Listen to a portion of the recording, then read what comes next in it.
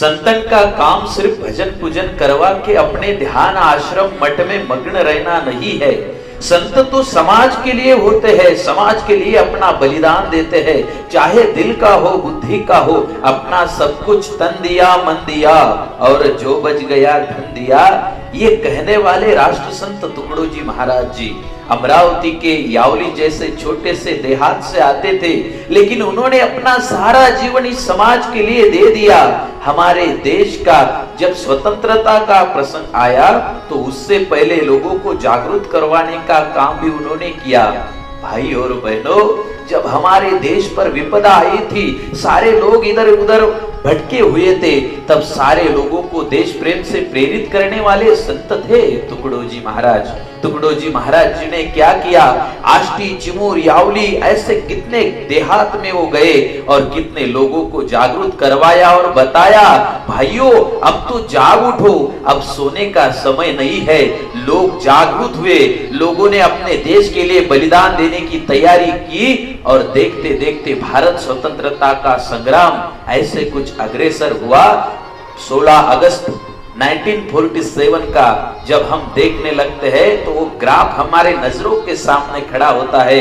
राष्ट्र संत टुकड़ो जी महाराज जी ने उन्होंने प्रेरित किया और अंग्रेजों के सामने जाकर खड़े हुए उन लोगों ने बताया, अब काहे को धूम मचाते हो, दुखवा कर भारत सारे, आते हैं नाथ हमारे, झाड़ झड़ूले शस्त्र बनेंगे, भक्त बनेगी सेना, पत्थर सारे बॉम्ब बनेंगे, नाव लगेगी किनारे, आते हैं नाथ हमारे।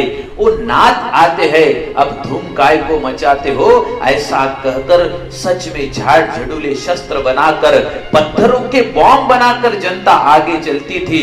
और उसी स्वतंत्रता संग्राम से जब भारत स्वतंत्रित हुआ, हमारा देश आजाद हुआ, तो आजाद देश में भी कुछ दिनों के बाद ये स्वराज्य सुराज्य में चलने लगा। लेकिन फिर से हमारे देश को किसी की नजर लग गई और 1965 में हमारे देश पर चीन ने आक्रमण किया।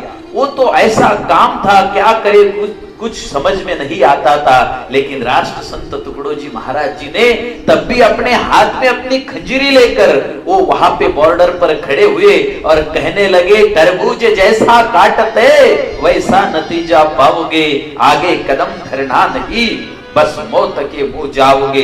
क्या अक्ल खाली है तुम्हारी भूतने शैतान ने, और सीधा सिखाया है नहीं तुमको किसी भगवान ने। चीन के बाद पाकिस्तान ने 1965 में हम पे आक्रमण करने की कोशिश की, वहां भी टुकड़ो जी महाराज खड़े हुए और कहने लगे, प्यारा हिंदुस्तान है, गोपालों की शान है, वीरों का मैदान, इसमें भक्तों के भगवान है, अरे आओ इसे जगाएंगे, भारत को बदलाएंगे। बाल वीरों उठो, तुम तो ऋषियों की संतान है। ऋषियों की संतान वो होते हैं जो न सिर्फ माला तिलक चंदन में अटके हुए होते हैं, ऋषियों की संतान वो है जो देश के लिए मर मिट जाएंगे, जो देश के लिए कुर्बान हो जाएंगे। हिंदू मुस्लिम सिख ईसाई बौद्ध पारसी ये सब कुछ पीछे छोड़कर मेरा देश रहना चाहिए, ये कहकर जो आगे बढ़ते हैं और देश के काम आते हैं, वही सच्चे साधु संत कहलाते हैं। अमरावती के महाराष्ट्र के राष्ट्र संत टुकड़ो जी महाराज जी ऐसे संत थे जो कहते थे कि दिलवर के लिए दिलदार है हम, दुश्मन के लिए तलवार है हम, मानव के लिए परिवार है हम, दानव के लिए अंगार है हम, दानवों के लिए अंगार रहने वाला साधु ये मानवों का हित करने वाला होता है। राष्ट्र संत टुकड़ो जी महाराज जी जैसे महात्मा हमारे देश में हुए हैं, इसका हमें बेहद गर्व होना चाहिए। कभी उनकी ग्राम गीता पढ़ो, जिस ग्राम गीता में से उन्होंने न सिर्फ आध्यात्मिकता की बात की, तो कहते कहते हमारे सामाजिकता से, अंतरंग से लेकर हमारे रहन सहन की छोटी छोटी बातों पर ख्याल देते हैं, गौर करते हैं और बताते हैं, भाइयों अगर जीना है तो इस तरह से जीना, गौर तलब करना चाहिए, इसके बारे में सोचना चाहिए।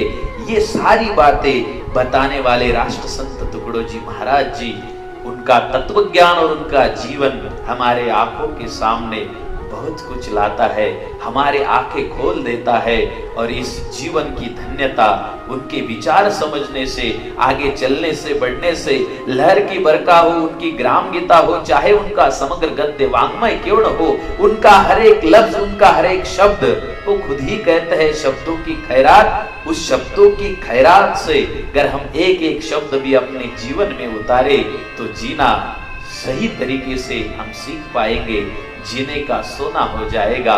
राष्ट्र संत जी के विचार हमारे मन में आए, उसके लिए हमें आगे चलना पड़ेगा, थोड़ा पढ़ना पड़ेगा, निजिध्यास करना पड़ेगा।